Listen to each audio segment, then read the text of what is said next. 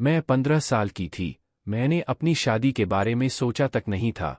मेरे तो बहुत बड़े बड़े सपने थे, बहुत ज़्यादा ऊंचे ख्वाब थे कि मैं पढ़ लिख कर यह करूंगी, वह करूंगी, या तो डॉक्टर बनूंगी या फिर टीचर।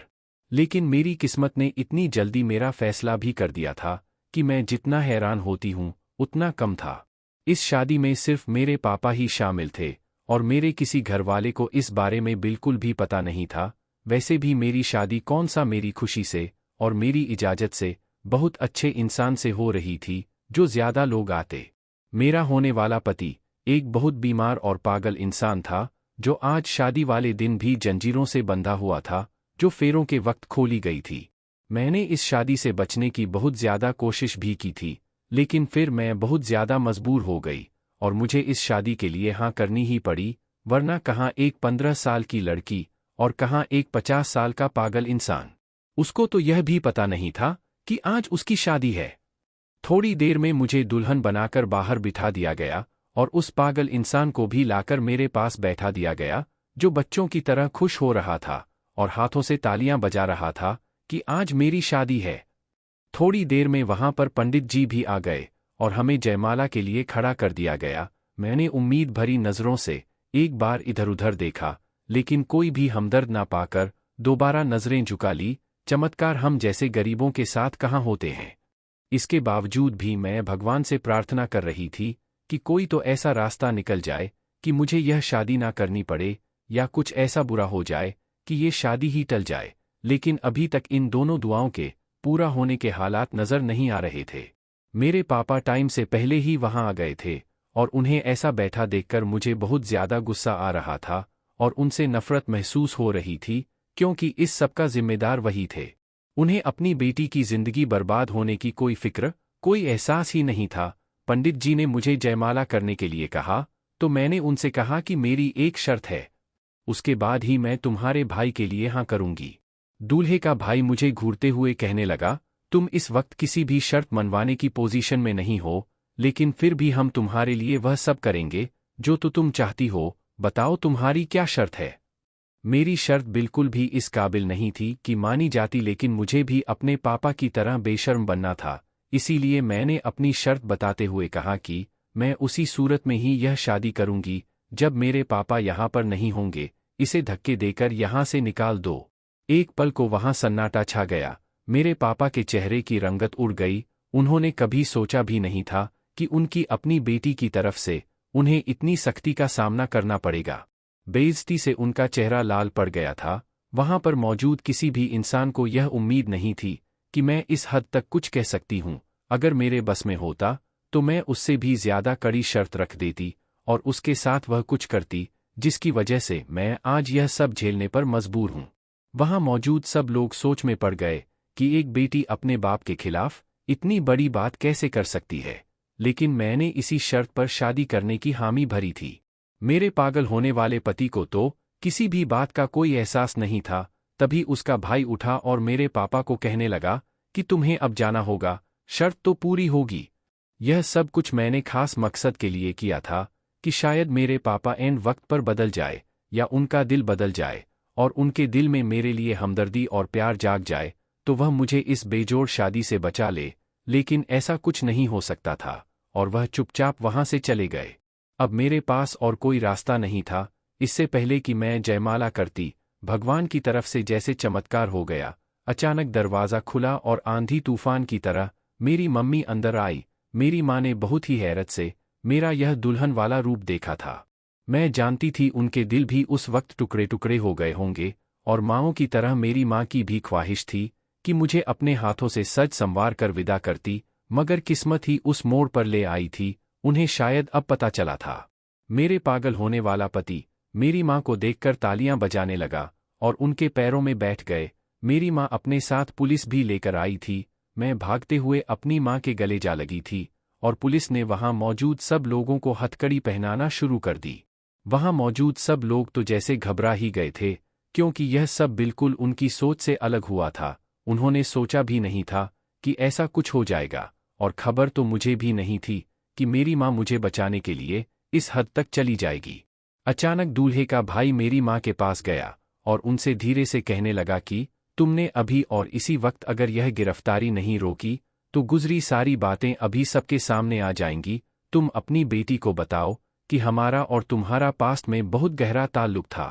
अपनी बेटी की शादी तो तुमने रुकवा दी है, लेकिन अभी और इसी वक्त तुमने पुलिस को वापस नहीं भेजा, तो उम्मीद मत रखना मैं तुम्हारे बारे में क्या क्या तुम्हारी बेटी को बताऊं। मैं पास में ही खड़ी थी और यह सब मैंने अपने कानों से सुना था। यह सब सुनते ही मेरी माँ के चेहरे की रंगत बदल गई थी। जो पहले बहुत ही जोर से आई थी, उनका गुस्सा ठंडा हो गया और उन्होंने पुलिस वालों को जाने का कह दिया। मैं समझ नहीं पा रही थी कि आखिर मेरी मम्मी ने ऐसा क्यों किया, क्यों उनकी बात मानी। मम्मी ने मुझे अपने साथ ले जाना चाहा, तो मैंने उनका हाथ झटक दिया और कहा कि अभी मुझे बिल्कुल सच सच बताओ कि यहाँ क्या हुआ है, बल्कि आज से 16 साल पहले क्या हुआ था। मुझे सारी सच्चाई जाननी है। मम्मी ने रोते हुए जो हकीकत बताई, वह सुनकर तो मेरे कदमों तले से जमीन निकल गई। मेरा नाम अनु है, लेकिन हम जैसों की किस्मत तो बहुत ही बुरी होती है। मैं भी ऐसे ही नसीब लेकर पैदा हुई थी कि मेरी पैदाइश पर मेरे पापा ही खुश नहीं थे। हर मर्द की तरह उन्हें भी पहली संतान बेटा ही चाहिए था, मगर उनकी और मेरी, हम दोनों की बदकिस्मती थी कि मैं पैदा हो गई। मेरी मम्मी को मुझसे बहुत ज्यादा प्यार था, वह मुझे बहुत ज्यादा प्यार से रखती थी, मुझसे बहुत मोहब्बत करती थी। जैसे जैसे मैं बड़ी होती गई, वैसे वैसे मेरे छोटे बहन भाई बढ़ते गए, लेकिन उसके साथ साथ मैंने जिंदगी का एक और भयानक पहलू देखा कि मेरे पापा एक नशेड़ी थे। वह जो कुछ कमाते वह सब कुछ सारा दिन जुए और सट्टेबाजी में हार कर शाम को घर आते और फिर घर में हंगामा मच जाता था। मेरी मम्मी ना उन्हें छोड़ सकती थी और ना हम सबको कहीं दूर ले जा सकती थी। मम्मी पापा की रोज की लड़ाइयाँ घर का हिस्सा बन चुकी थी कि किसी दिन अगर घर में लड़ाई ना होती तो हम भाई बहन हैरान होते और हमें अधूरापन महसूस होने लगता था। मैं घर की सबसे बड़ी बेटी थी और इन बातों को मैं ही सबसे ज्यादा महसूस करती थी। जब से मैं समझदारी की उम्र को पहुंची थी, मम्मी ने मुझे छुपा छुपा कर रखना शुरू कर दिया। मुझे हर वक्त मना करती थी, अपने पापा के सामने ज्यादा मत जाया करो और गली में बाहर मत निकला करो। मम्मी ने तो मुझे घर पर ही बिठा लिया था, पता नहीं उन्हें किस बात का डर था। मैंने कई बार मम्मी से पूछने की कोशिश की, मगर वह हमेशा मुझे टाल देती थी। यहाँ तक कि मुझे मम्मी ने घर पर बिठा लिया था, हालांकि मैं बहुत ज्यादा इंटेलिजेंट थी और 15 साल की उम्र में ही मैंने मैट्रिक पास कर लिया था। मैं अक्सर मम्मी से उनकी उम्र की औरत से बातें करते हुए सुना करती थी। वह कहती थी कि मैं बस अपनी बेटी के थोड़ा और बड़ा होने का इंतजार कर रही हूँ, 18 साल की होते ही उसकी शादी कर दूंगी। मैं उसको उसके पापा के नशे के हाथ नहीं चलने दूंगी। उस समय मुझे मम्मी की बातें समझ में नहीं आती थी कि भला मुझे मेरे पापा से छुपाने की क्या जरूरत है। इन दिनों वैसे भी घर में मम्मी पापा की लड़ाइयाँ हद से ज्यादा हो गई थी और अब तो हर वक्त घर में लड़ाइयाँ रहती थी। उस दिन भी घर में हंगामा मचा हुआ था। मम्मी ने हमें सख्ती से मना कर रखा था कि हम कमरे से बिल्कुल बाहर ना आए। मैं अपने छोटे बहन भाइयों के साथ किचन में छिपकर बैठी हुई थी और डर रही थी कि ना जाने बाहर ऐसा क्या हो रहा है। मम्मी और पापा के चीखने की आवाजें अंदर तक आ रही थी और हम सब सहमे हुए थे। बार बार दिल चाह रहा था कि मैं बाहर जाऊं और जाकर देखूं क्या चल रहा है, मगर मुझे मम्मी की नसीहत याद आ जाती। मम्मी ने कुछ देर पहले ही मुझे किचन में जाने को कहा था और उन्होंने यह भी कहा था मैं बिल्कुल भी किचन से बाहर नहीं आऊं, चाहे बाहर कयामत ही क्यों ना आ जाए। और कयामत से बढ़कर यह क्या हो सकती थी कि मेरी मम्मी ठीक ही तो कह रही थी। मेरा दिल दहला रही थी, ना जाने पापा उन्हें क्यों मार रहे थे। यह क्या था जो मेरी मम्मी लगातार चीखे जा रही थी और अब उन आवाज़ों में एक आदमी की आवाज़ और शामिल हो गई थी। मेरे सब्र का इम्तिहान भी टूट गया था, तो मैंने किचन का दरवाज़ा थोड़ा सा बाहर की तरफ किया, थोड़ा सा दरवाज़ा खोलकर झाँका ताकि मैं बाहर का मंजर देख सकूं कि बाहर क्या हो रहा है। और जो मंजर मेरी आंखों ने देखा, उसने तो मुझे अंदर तक शर्मिंदा कर दिया। मेरे पापा इस हद तक गिर जाएंगे, मैंने कभी नहीं सोचा था। वह एक अनजान आदमी के हाथ में अपनी पत्नी यानी कि मेरी मम्मी का हाथ दे रहे थे। वह इंसान शक्ल से बहुत ज्यादा शरीफ लग रहा था, लेकिन उसके ऐसे काम देखकर कोई भी तौबा करता। वह मम्मी को खींचते हुए लेकर जा रहा था और मम्मी चीखते हुए खुद को रोक रही थी। कुछ देर तो यह मंजर में देखती रही, मगर फिर मुझसे बर्दाश्त नहीं हुआ कि वह अनजान और बद किरदार इंसान मेरी मम्मी को यूं लेकर जा रहा है।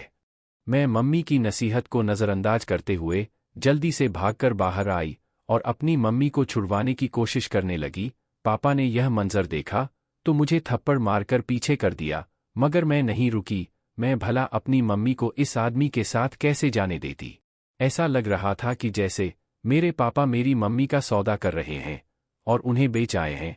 मम्मी अपने आप को छुड़वाने की मेहनत करती हुई मुझसे चीख कर बोली कि तुमसे किसने कहा था कि तुम बाहर आओ, तुम अंदर चली जाओ, जल्दी अंदर जाओ। मैंने कहा मम्मी, मैं तुम्हें कैसे छोड़ सकती हूँ, मैं तुम्हें नहीं जाने दे सकती।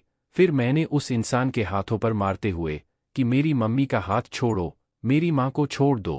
अचानक उसने मम्मी का हाथ छोड़ दिया। मैं और मेरी माँ दोनों ही हैरान रह गए। हमें उम्मीद नहीं थी कि वो ऐसा करेगा, लेकिन अगले ही पल हमारी जान निकल गई जब उसने मम्मी का हाथ छोड़कर मेरा हाथ पकड़ लिया। मेरी मम्मी तड़पते हुए आगे बढ़ी, जबकि मेरे पापा के चेहरे पर तो कुछ भी नजर नहीं आ रहा था। वो इंसान मेरे पापा को कहने लगा कि अपनी बेटी को मुझे ले जाने दे, मैं तुझे और ज्यादा पैसे दूंगा। मैं तो डर गई थी और मेरी मम्मी के भी चेहरे के रंग उड़ गए।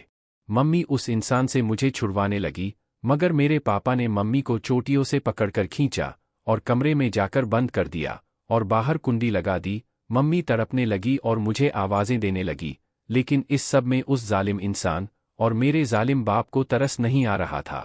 पापा मुझसे कहने लगे कि तू फिजूल में खुद को परेशान कर रही है। मैंने सौदा तो तेरी माँ का किया था, लेकिन अब तेरे बदले मुझे ज्यादा पैसे मिल रहे हैं, तो तू अपने पापा का भला क्यों नहीं सोचती। यह तुझे बहुत ज्यादा खुश रखेगा।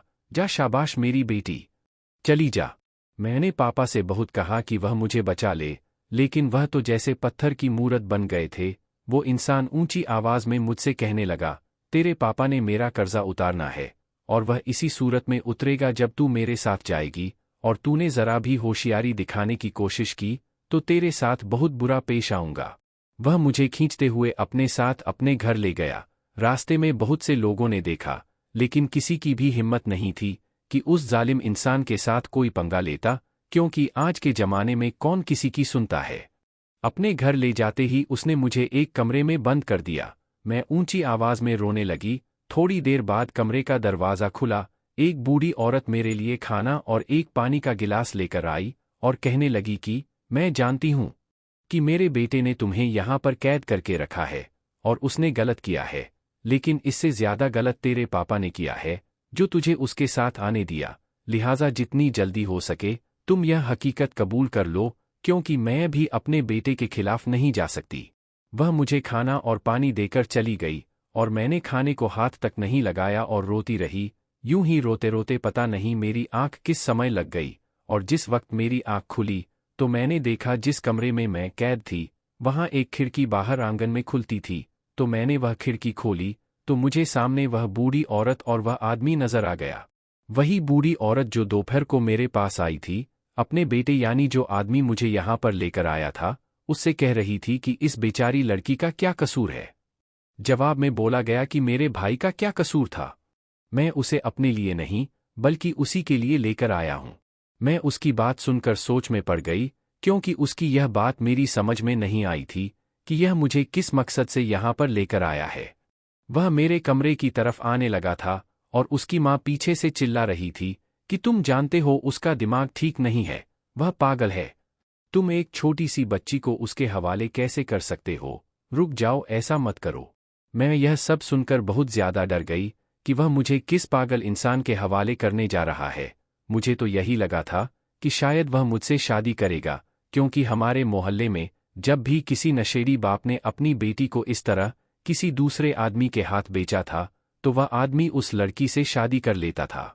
इसलिए मेरा भी यही ख्याल था कि शायद यह भी मुझसे अब शादी करेगा, लेकिन यह तो कोई और ही बात थी कि उसका एक पागल भाई भी था और यह मुझे उसके हवाले करने जा रहा था। उसने कमरे में आते ही दरवाज़ा खोलकर मुझे पकड़ा और खींचते हुए ले जाने लगा। ठीक उसी कमरे के सामने एक और कमरा बना हुआ था जिसके बाहर ताला लगा हुआ था। उसने दरवाजे पर लगा ताला खोला और मुझे लेकर अंदर गया तो मेरे होश ही उड़ गए। सामने एक पागल सा इंसान था जिसे जंजीर से बांधा हुआ था। उसका यूं जंजीर से बंधे होने का एक ही मतलब था कि वह बहुत ज्यादा खतरनाक है, तभी उसे बांधा गया है। वह मुझे यहाँ पर क्यों लाया है? मैं तो डर के मारे रोने लगी। उस आदमी ने मुझे कमरे के अंदर धक्का दिया और अपने भाई की जंजीर खोलने लगा, जबकि उसकी माँ पीछे से लगातार मना कर रही थी, उसे अपने वास्ते दे रही थी कि वह मेरे साथ इतना बड़ा जुल्म ना करे। मैं वैसे तो 15 साल की थी, लेकिन मैं जानती थी कि लड़की की इज्जत की क्या अहमियत होती है, और शायद मेरी इज्जत अब उस पागल इंसान के हाथों बर्बाद होने वाली थी। उसने अपने पागल भाई की जंजीर खोल दी और खुद मुझे धक्का देकर उस कमरे से बाहर चला गया, और बाहर से उसने दरवाजे को ताला लगा दिया। उसका भाई लगातार मुझे देखे जा रहा था, जैसे वह मुझे पहचानने की कोशिश कर रहा हो। उसके एक्सप्रेशन से ऐसा लग रहा था जैसे वह मुझे बहुत पहले से जानता है, काफी टाइम पहले से। लेकिन मैं तो उलझन का शिकार थी, क्योंकि मैंने उसे पहली बार देखा था। अचानक वह पागल इंसान पूरी रफ्तार के साथ भागता हुआ मेरे पास आया, और मैं डर कर दीवार से चिपक गई और अपनी आंखें बंद कर ली। लेकिन यह क्या हुआ, आते ही मेरे कदमों में बैठ गया और मेरे पैरों को हाथ लगाते हुए कहने लगा, शुक्र है तुम आ गई। इतने सालों से मैं तुम्हारा इंतजार कर रहा हूं कि तुम एक ना एक दिन जरूर आओगी, और देख लो आज तुम आ ही गई। मैं तो उसकी तरफ से कोई भयानक रवैये का इंतजार कर रही थी। यह सब सुनकर मैं चौंक गई। वह इंसान मेरी मम्मी की उम्र का था, और उसका यूं मेरे कदमों में झुकना मुझे बिल्कुल भी अच्छा नहीं लगा था। मैंने उसे उठाते हुए कहा कि आप कौन हैं? मुझे बताइए, और यह भी बताइए आप सालों से मेरा ही इंतजार क्यों कर रहे थे? यह बात आपने कैसे कह दी? वह मेरे कदमों से उठकर पागलों की तरह हंसने लगा और तालियां बजाते हुए कहने लगा, आ गई हो, अब मैं तुम्हें कहीं नहीं जाने दूंगा। वह मेरा हाथ पकड़कर अपनी जंजीर से बांधने लगा था, और मुझे तकलीफ हो रही थी। उसके जोर जोर से हंसने और मेरे चीखने की आवाज बाहर जा रही थी। आखिर उस औरत को मुझ पर तरस आया, और उसने दरवाज़ा खोल दिया और मुझे उस पागल इंसान के चंगुल से छुड़वाया, और मुझे अपने साथ लेकर अपने कमरे में आ गई। मुझे समझ में नहीं आ रहा था कि उस घर की ऐसी कौन सी कहानी है। देखने में तो वह इंसान जो मुझे मेरे पापा से खरीद कर लाया था एक अच्छा आदमी लगता था, मगर उसने बहुत ज्यादा बुरी हरकत की थी कि वह मुझे यहाँ पर यूं पैसों से खरीद कर लाया था। वह आते ही अपनी माँ से लड़ने लगा कि वह मुझे वहाँ से क्यों निकाल कर लेकर आ गई। कहने लगा, आप जानती है ना मैं कितने समय से इन सब के पीछे था, और जब मैंने बदला लेने की ठान ली तो अब आप इस रास्ते की दीवार बनकर आ गई हैं। ऐसा मत करें। और वह मुझे दोबारा खींचकर उस पागल के कमरे में ले जाने लगा, जबकि मैं चीखने लगी। वह औरत भी बार बार यही कहे जा रही थी, तुम जानते हो यह ठीक नहीं है। इस लड़की का वहां उसके पास भेजना खतरे से खाली नहीं है। इस पर यह जुल्म मत करो। उसकी माँ ने जबरदस्ती आगे बढ़कर मुझे छुड़वाया और अपने कमरे में ले गई, वरना वह तो दोबारा से मुझे उस पागल के कमरे में भेज रहा था जो मुझे भी जंजीरों से बांधना चाह रहा था। मुझे समझ में नहीं आ रहा था कि यह किस बदले की बात कर रहा है। उसका अगर मेरे पापा से कोई बदला है तो वह उनसे ले, मुझे बीच में क्यों लाया जा रहा है? मैंने तो उनकी शक्ल भी कभी नहीं देखी और ना ही मुझे उसके बारे में कुछ पता था। तो वह औरत बताने लगी कि मेरे सिर्फ यह 2 बेटे हैं और एक बेटी है। यह आपस में दोनों भाई एक दूसरे से बहुत प्यार करते थे और उसकी हर ख्वाहिश को पूरा करना अपना फर्ज समझता था। उन दोनों भाइयों में बहुत ही ज्यादा प्यार था, मगर उसके बाद वह चुप हो जाती थी। आगे की कहानी वह मुझे बता नहीं पा रही थी। शायद उनमें इतनी हिम्मत नहीं थी, या फिर वह मुझे बताना नहीं चाह रही थी। मुझे जानना था कि सिर्फ ऐसा क्या हुआ कि यह भाई पागल हो गया और बड़े भाई ने अपने आप को यूं बदल लिया। मुझे लगता था जरूर उनकी जिंदगी में कोई ऐसा इंसान आया होगा जो मेरे ही खानदान से होगा, इसलिए तो यह बदले के लिए मुझे यहाँ पर लेकर आए हैं। वो इंसान मुझे लगातार अपने पागल भाई के हवाले करने पर तुला पड़ा था, जबकि मैं उसकी माँ की शुक्रगुजार थी। उन्होंने मुझे यहाँ पर पनाह दी थी। मुझे यहाँ पर आए हुए 4 दिन हो गए थे और अभी तक मेरे घर से कोई भी मुझसे मिलने के लिए नहीं आया था। अपने पापा के बारे में तो मुझे पता था कि उन्हें पता भी होगा तो नहीं आएंगे, जबकि मेरी मम्मी को शायद यहाँ के एड्रेस का भी नहीं पता था, वरना वह अब तक मुझसे मिलने के लिए आ गई होती। मुझे इस घर से बाहर जाने की परमिशन नहीं थी। कभी कभी मुझे बहुत ज्यादा दुख होता था कि मैं इतनी गरीब क्यों हूँ, मेरे पास इतने पैसे क्यों नहीं है कि मैं उसका कर्ज उतार सकूं और मेरी जान यहाँ से बच जाती। बूढ़ी औरत मुझे तसल्ली देती रहती कि तुम मेरे बेटों के खिलाफ कोई बद्दुआ ना करना। एक बेटा तो पहले ही पागल हो चुका है। मैं नहीं चाहती कि किसी की बद्दुआ से मेरा दूसरा बेटा भी ऐसा ही हो जाए। मुझे यह जानकर भी बहुत हैरत हुई कि वह बड़ा भाई शादीशुदा था और उसके 4 बच्चे थे और उसकी पत्नी बच्चों के साथ दूसरे शहर में रहती थी। शायद इसीलिए उसने मेरे साथ अभी तक शादी नहीं की थी और यही बात बहुत अच्छी थी और यही बात मेरे वापस जाने की एक उम्मीद की किरण होगी। लेकिन सारी उम्मीद की किरण बुझने लगी थी जब एक दिन वह अपनी माँ को कहने लगा कि आप इस लड़की को बता दीजिएगा, कल मैंने इन दोनों की शादी तय कर दी है। यह सुनकर तो मेरे ऊपर एक कयामत टूट पड़ी थी और मैं उस औरत के कदमों में बैठ गई और माफ़ी मांगते हुए कहने लगी कि मुझे यहाँ से जाने दो, मैं यह शादी नहीं कर सकती। आपने अपने बेटे को देखा ही होगा, वह मुझसे कितना बड़ा है, वह मेरे बाप की उम्र का है और वह एक पागल इंसान है, मैं उससे कैसे शादी कर लूं? लेकिन मेरी बात नहीं मानी गई और शादी का दिन आ गया और मैं यहाँ पर अपने पापा और मम्मी के होने का बिल्कुल भी इरादा नहीं कर रही थी। लेकिन जिस तरह से अचानक कहानी में नया पहलू आया था कि मेरी शादी रुक गई थी और मुझे मजबूर कर दिया गया था कि मैं अपनी मम्मी से सवाल करूं। मेरी मम्मी वहीं कुर्सियों पर बैठ गई, वह पागल आदमी वही मम्मी के कदमों में जाकर बैठ गया और कहने लगा, तुमने कितना इंतजार करवाया है, इतने साल हो गए हैं, तुम अब वापस आई हो। मुझे लगा था कि मम्मी उसे अब पीछे करेंगी क्योंकि मेरी मम्मी तो उसे जानती भी नहीं थी, लेकिन हैरत का बहुत बड़ा झटका लगा जो मम्मी ने उसका हाथ पकड़कर उसे खड़ा किया और बुरी तरह से रोने लगी और माफ़ी मांगने लगी। मैंने कहा, मम्मी अब तो मेरे सब्र की इंतहा हो गई है, बताओ तो यह सब क्या चल रहा है? उस पागल की मम्मी, वो बूढ़ी औरत, कहने लगी, मैं तुम्हें बताती हूँ यह सब क्या है। तुम्हारी मम्मी और मेरा बेटा एक दूसरे को पसंद करते थे, एक दूसरे से शादी करना चाहते थे। असल में मेरी छोटी बेटी तुम्हारी माँ की दोस्त थी और उसके जरिए से इसका हमारे घर पर आना जाना था। मेरे बेटे ने उसे कहीं पर देख लिया और हर वक्त इसके ही गुण गाने लगा। जब भी शादी की बात आती तो साफ कह देता कि मैं तो उससे ही शादी करूंगा। हालांकि हम जानते थे ये होना नामुमकिन है क्योंकि तुम्हारी माँ की और हमारी अलग बिरादरी है और वह अपनी बिरादरी से बाहर शादी करना नहीं चाहते। लेकिन मेरा बेटा इस रास्ते पर बहुत आगे बढ़ चुका था और किसी भी कीमत पर उसके वापस पलटने का कोई भी रास्ता नहीं था। इसलिए हम उसके कहने पर तुम्हारी माँ का रिश्ता लेने चले गए। हम मामूली नहीं थे, खाते पीते लोग थे।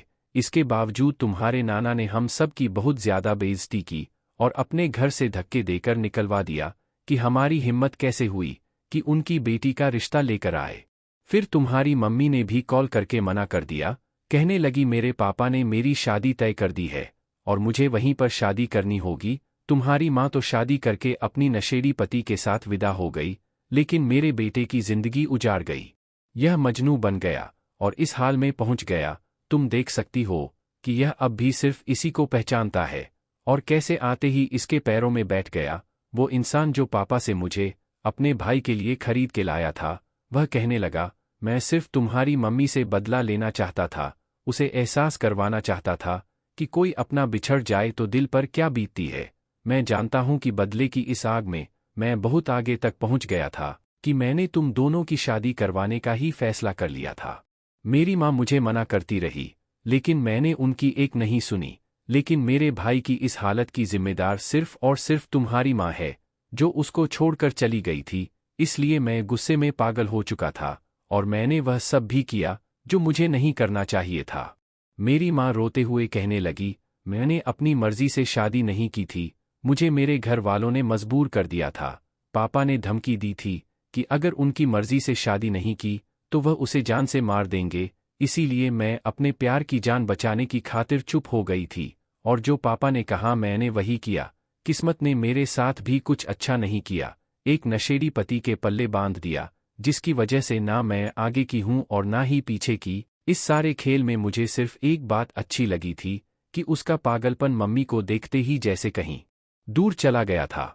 वह मम्मी का हाथ पकड़कर फिर से अपने बीते हुए कल की बातें दोहरा रहा था। अब मेरा एक फैसला करने की बारी थी और मैं जानती थी कि मेरी माँ के लिए यह एक्सेप्ट करना बहुत मुश्किल होगा, मगर मैंने अपनी माँ को मजबूर किया कि अपने पहले पति से डाइवोर्स लेकर अपने प्यार के पास चली जाएं, अपनी मोहब्बत से शादी कर लें ताकि वह पहले जैसा हो सके, क्योंकि मैं जानती थी उसे सिर्फ मेरी मम्मी की मोहब्बत ही ठीक कर सकती है और मैं यह भी जानती थी कि मेरे पापा कभी नहीं सुधर सकते। मेरी माँ को तो उनसे पहले ही डाइवोर्स ले लेनी चाहिए थी, लेकिन अभी देर नहीं हुई थी, इसलिए मैंने अपनी माँ के हर फैसले पर और उसके हर कदम पर उनका साथ दिया, और आज हम इतने सालों के बाद, हम भाई बहन कामयाब हैं, तो जिसका सारा क्रेडिट हमारे सौतेले पापा को जाता था, जो हमारे लिए सगे बाप से भी बढ़कर साबित हुए। मेरी मम्मी की मोहब्बत ने आखिरकार उनको ठीक कर दिया था। दोस्तों, उम्मीद करती हूँ आपको हमारी कहानी पसंद आई होगी। कहानी पसंद आई है तो वीडियो को लाइक, शेयर और चैनल को सब्सक्राइब करें। धन्यवाद दोस्तों।